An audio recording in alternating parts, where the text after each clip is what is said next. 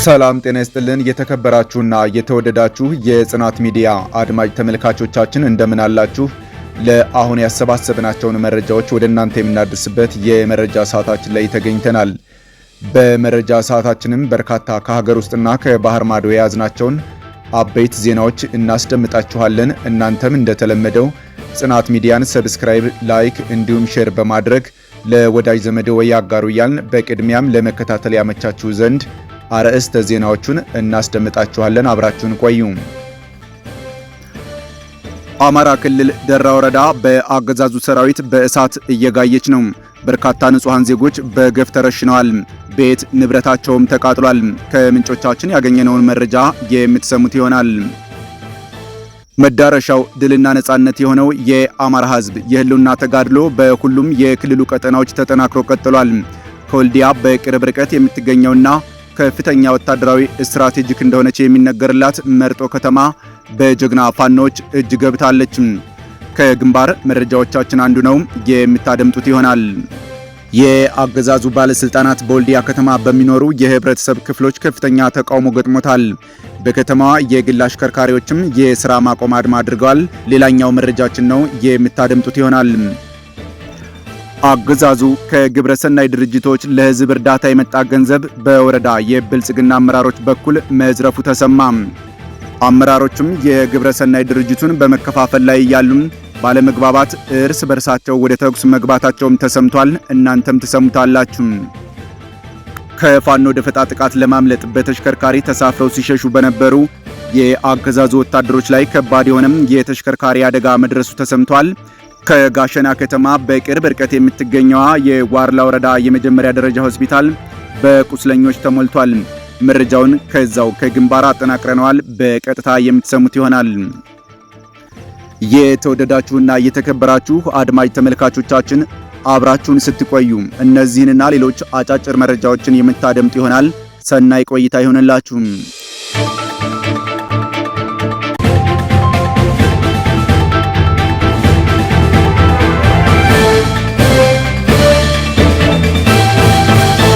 አማራ ክልል ደራ ወረዳ በአገዛዙ ሰራዊት በእሳት እየጋየች ነው።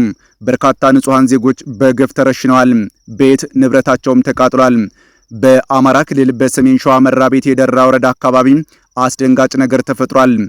አገዛዙ በዚሁ ወረዳ በርካታ ቁጥር ያላቸውን ንጹሃንን ዜጎች በአሰቃቂ ሁኔታ መጨፍጨፉ ተሰምቷል።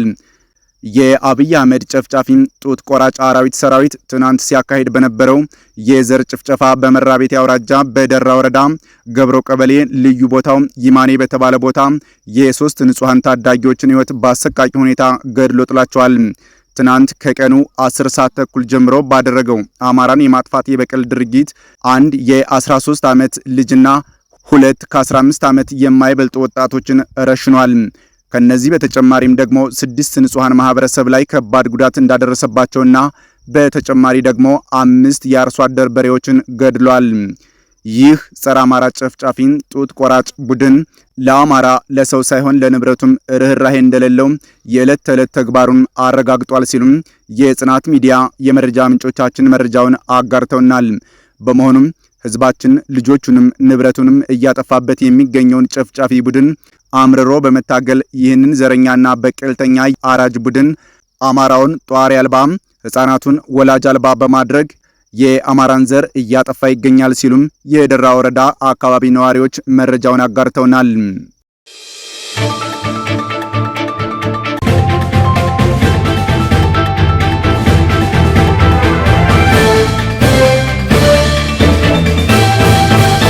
መዳረሻው ድልና ነጻነት የሆነው የአማራ ህዝብ የህልውና ተጋድሎ በሁሉም የክልሉ ቀጠናዎች ተጠናክሮ ቀጥሏል።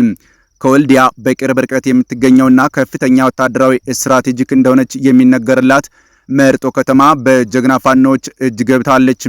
ዞብል አምባ ክፍለ ጦር 6ኛ ሻለቃ መርጦ ከተማ በሌሊት ሰርጎ በመግባት የፋሽስቱ አራዊት ሰራዊት ከፍተኛ አመራሮችን በመደምሰስና በመማረክ ታላቅ ጀብድ ፈጽመው ታላቅ ድል ተጎናጽፈዋል። ምስራቅ አማራ ኮር 2 ዞብል አምባ ክፍለ ጦር 6ኛ ሻለቃ ጉባላፍቶ ወረዳ መርጦ ከተማ መሽጎ ካለው የብልጽግና ዙፋን ጠባቂ ሰራዊት ህዳር 17 ለ18 አጥቢያ ሌሊት ሰርገው በመግባት 4 አጃቢዎቻቸውን በሳንጃ በመግደል እንዲሁም አንድ ሻምበል መሪና አንድ የክፍለ ጦር ሐኪም በመማረክ ታላቅ ጀብድ ፈጽመው ታላቅ ድልን ተጎናጽፈዋል። ሻለቃዋ የሌሊት ጥቃቱን የፈጸመችው ያለምንም የጥይት ተኩስ ሲሆን የከፍተኛ አመራሮችን አጃቢዎች ቀድመው በማስወገድ አመራሮቹን ከ3 ጥቁር ክላሽና ሙሉ ትጥቅ ጋር በመማረክ የተሳካ ስራ ሰርተው የወጡ ሲሆን የብልጽግና ዙፋን አስጠባቂ ሰራዊት ወደ ወልዲያና ሲሪንቃ እግሬ አውጭኝ ብሎ ፈርጥጧል። ይህ በእንዲህ እንዳለም በዛሬው ዕለት ከደቡብ ወሎ ደላንታ ወረዳ ወገልጤና ከተማ እስከ ደሴ ኩታብረት ድረስ ከባድ ተጋድሎም እየተደረገ ያለ ሲሆን በአምባሰል ወረዳ ግሸን ደብረ ከርቤ አካባቢ የጨበጣ ውጊያ እየተካሄደ መሆኑንና ያገዛዙ ኃይልም በዚህ ውጊያ ያለ የሌለ ኃይሉን እያከማቸ ቢሆንም በነበልባሉ የአማራ ፋኖ የቁርጥ ቀን ልጆች እየተለበለበ ይገኛል። ሰራዊቱም በርካታ ሙትና ቁስለኛውን ሳያነሳም ወደ ደላንታ ወገልጤና ከተማ ጥሎ ፈርጥጧል።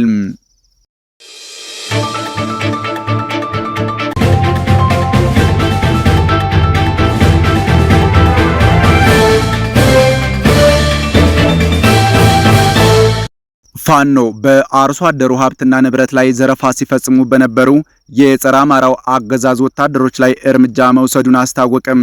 የአማራ ፋኖ ብሔራዊ ኃይል አፋብኃ ደቡብ አማራ ቀጠና አሳምነው እዝ ከሰምኮር ኃይለ ማርያም ማሞ ክፍለ ጦር ስር የሚገኙ የሻለቃ አባላት በአርሶ አደር ሀብትና ንብረት ላይ ዘረፋ ሲፈጽሙ በነበሩ የጸረ አማራው አገዛዝ ወታደሮች ላይ እጅ ከፍንጅ ደርሶም እርምጃ መውሰዱን ክፍለ ጦሩ አስታውቋል። በከሰም ሀገረ ማርያም ኮርማሽ ቀጠና ሳልማን ቀበሌ በመግባት የአርሶ አደሩን ሀብትና ንብረት በመዝረፍ ላይ በነበሩ የአገዛዙ ወታደሮች ላይ ነው የኃይለ ማርያም ማሞ አናብስቶች ፈጥነው በመድረስ ቅጽበታዊውን እርምጃውን የወሰዱባቸው ተብሏል።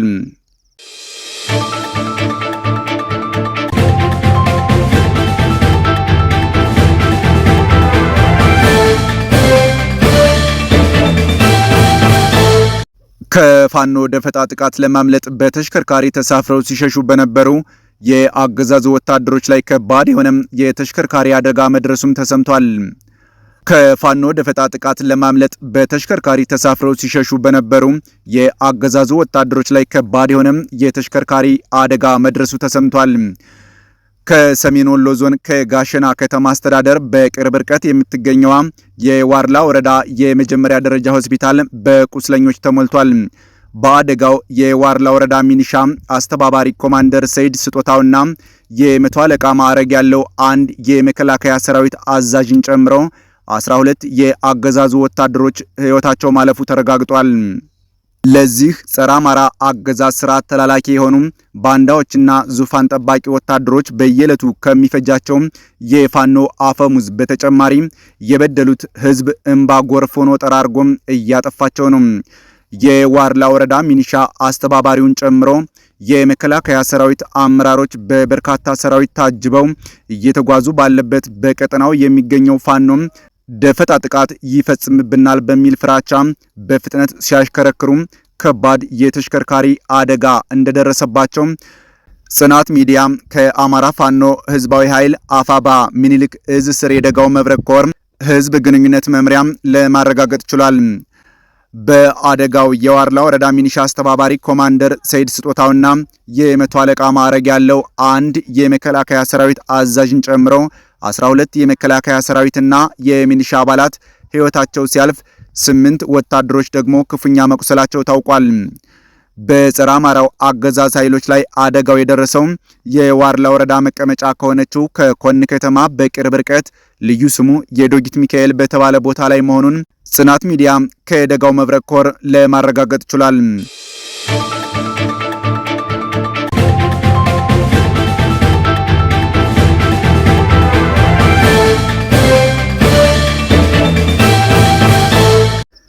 የአገዛዙ ባለስልጣናት በወልዲያ ከተማ በሚኖሩ የህብረተሰብ ክፍሎች ከፍተኛ ተቃውሞ ገጥሞታል። በከተማዋ የግል አሽከርካሪዎችም የስራ ማቆም አድማ አድርገዋል። በሰሜን ወሎ ዞን ወልዲያ ከተማና አካባቢዋ የሚገኙ የትራንስፖርት አገልግሎት ሰጪ አሽከርካሪዎች የአገዛዙ ስርዓት ግዳጅ በሚል ሰበብ ያለ ምንም ክፍያ የጦር ሰራዊት አባላትን ባለስልጣናትንና ሌሎች ግለሰቦችን እንዲያመላልሱም እያስገድዷቸው መሆኑን ገልጸው በከፍተኛ ምሬት ተቃውሟቸውን አሰምተዋል። በከተማዋ ጽናት ሚዲያ ያነጋገረቻቸው ቅሬታ አቅራቢዎቹ እንደሚሉት ይህ አሰራር ሰርተን የማደር መብታችንን የገፈፈ እንዲሁም ከባድ የኢኮኖሚ ጫና የፈጠረ መሆኑን ተናግረዋል። አሽከርካሪዎቹ እንደሚሉት ጫናው ከአንድ አካል ብቻ የሚመጣ አይደለም። ሚሊሻውም ግዳጅ ይላል፣ ትራፊክ ፖሊስ ግዳጅ ይላል፣ መከላከያ ግዳጅ ይላል፣ የቀበሌ ሊቀመንበር ግዳጅ ይላል ያሉት ሹፌሮቹም ይህ የተዘበራረቀና ያልተገራ አሰራር በግለሰቦች ንብረት ላይ የሚፈጸም ጥቃት መሆኑን ገልጸዋል። በተለይ በአካባቢው ካለው የጸጥታ ሁኔታ ጋር በተያያዘም የጸጥታ አካላትን የማጓጓዝ ኃላፊነት በግል አሽከርካሪዎች ጫንቃ ላይ መውደቁም ከፍተኛ የኢኮኖሚ ኪሳራ እያደረሰባቸው መሆኑን አስረድተዋል። የባንክ ዕዳ አለብን፣ የምናስተዳድረው ቤተሰብ አለን፣ መኪኖቻችን በየጊዜው ከፍተኛ የዘይትና የጥገና ወጪ ይጠይቃሉ ያሉት ቅሬታ አቅራቢዎቹም የግለሰብ ንብረቶችንም ያለምንም ክፍያ ማሰራት ልክ ያልሆነ ወንጀልም ነው ሲሉም አቋማቸውን ገልጸዋል።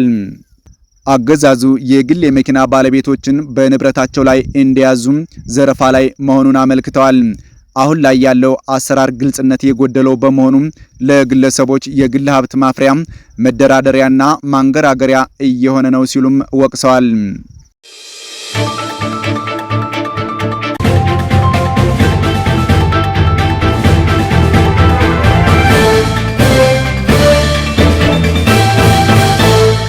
አገዛዙ ከግብረ ሰናይ ድርጅቶች ለህዝብ እርዳታ የመጣ ገንዘብ በወረዳ የብልጽግና አመራሮች በኩል መዝረፉ ተሰማም። አመራሮቹም የግብረ ሰናይ ድርጅቱን በመከፋፈል ላይ ያሉ ባለመግባባት እርስ በርሳቸው ወደ ተኩስ መግባታቸው ተሰምቷል።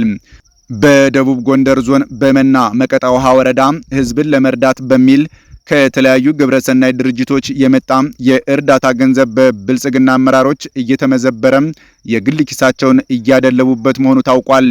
ከመዘበሩ የአገዛዙ አመራሮች መካከል አቶ ምስጋናው ሆነ የተባለ የመቀጣ ውሃ አስተዳዳሪ የነበረ በሚስቱና በራሱ ከ200 ሺህ ብር በላይ የዘረፈ አቶ አሰፋ የተባለ የብልጽግና ፓርቲ ጽህፈት ቤት ኃላፊ 230 ሺህ ብር እንዲሁም አቶ በርየ ደምሴም የብልጽግና ፓርቲ አደረጃጀት ዘርፍ ኃላፊ 200 ሺህ ብር በሚስቱና በራሱ መዝብረዋል።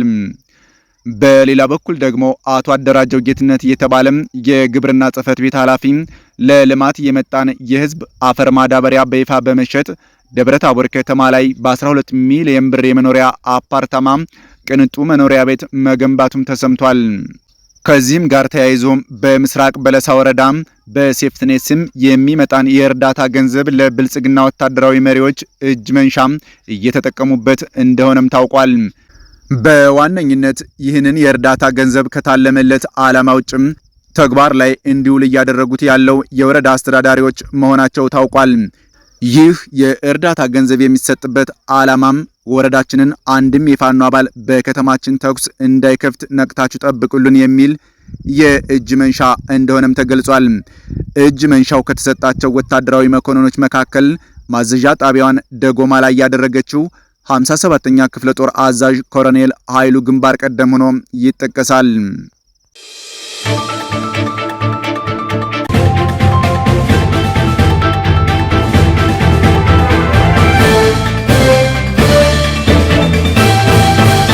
በዋይት ሃውስ አቅራቢያ ተሰማርተው የነበሩ ሁለት የብሔራዊ ዘብ ወታደሮች በተከፈተባቸው ተኩስ ለሕይወታቸው አስጊ በሆነ ደረጃ መጎዳታቸውን ተከትሎ የአሜሪካ መንግስት ከአፍጋኒስታውያን የሚቀርቡ የስደተኞችን ጥያቄዎችን መቀበል አቆመም። የአሜሪካ ዜግነትና ስደተኝነት አገልግሎት ከአፍጋን ተወላጆች የቀረቡና በሂደት ላይ የነበሩ የስደተኝነት ጥያቄዎች በሙሉ መታገዳቸውን አስታውቋል። ይህ እገዳ ባለስልጣናቱ በጥያቄ አቅራቢ አፍጋኒስታውያን ላይ የሚያካሂዷቸው የደህንነትና የማጣራት ስራዎች እስከሚጠናቀቅ ድረስ እንደሚቆይም ተገልጿል። መስሪያ ቤቱም በኤክስ ገጹ ባሰፈረው ጽሑፍ የአገራችንንና የአሜሪካንን ሕዝብ ደህንነት መጠበቅ ብቸኛ ትኩረታችንና ተልዕኳችን ሆኖ ይቀጥላል ብሏል። የአሜሪካ መንግስት ይህንን ውሳኔ ያስተላለፈው በዋይት ሃውስ አቅራቢያ ተሰማርተው በነበሩት የብሔራዊ ዘብ አባላት ላይ ተኩስ የከፈተው በአውሮፓውያኑ 2021 ወደ አሜሪካ የገባ አፍጋኒስታዊ እንደሆነ ከተነገረ በኋላ ነው። ጥቃቱን እየመረመረ ያለው ኤፍቢአይ ዳይሬክተር የሆኑት ካሽ ፓቴል በሰጡት ጋዜጣዊ መግለጫ ወታደሮቹ አሰቃቂ በሆነም የአመጽ ድርጊት ጥቃት እንደደረሰባቸው ተናግረዋል። የዋሽንግተን ከተማ ሜትሮፖሊታን ፖሊስ ረዳት አዛዥ የሆኑት ጄፍ ካሮል በበኩላቸው ተጠርጣሪው ከጥግ በኩል እንደመጣና ወዲያውኑ በጦር መሳሪያ መተኮስ መጀመሩን ገልጸዋል። ወታደሮቹም የደፈጣ ጥቃት እንደደረሰባቸው አክለዋል። በአቅራቢያ የነበሩ ሌሎች የብሔራዊ ዘብ ወታደሮች የጥይቱን ድምፅ ሰምተው ምላሽ መስጠታቸውንም አብራርተዋል። ሌሎች ወታደሮች ጣልቃ በመግባት ተጠርጣሪው በጥይት ከተመታ በኋላ የሕግ አስከባሪ አካላት በጥቂት ደቂቃዎች ውስጥ እስኪደርሱም መሬት ላይ እንዳለ እንዲቆይ ለማድረግ ችለዋል ሲሉም ግለሰቡ የተያዘበትን መንገድ አስረድተዋል። የተወደዳችሁና የተከበራችሁ የጽናት ሚዲያ አድማጭ ተመልካቾቻችን ለሰዓቱ የያዝናቸው አበይት ዜናዎቻችን እነዚህን ይመስሉ ነበር። በሌላ የመረጃ ሰዓታችን እስከምንገናኝ መልካም ቀን ይሁንላችሁ።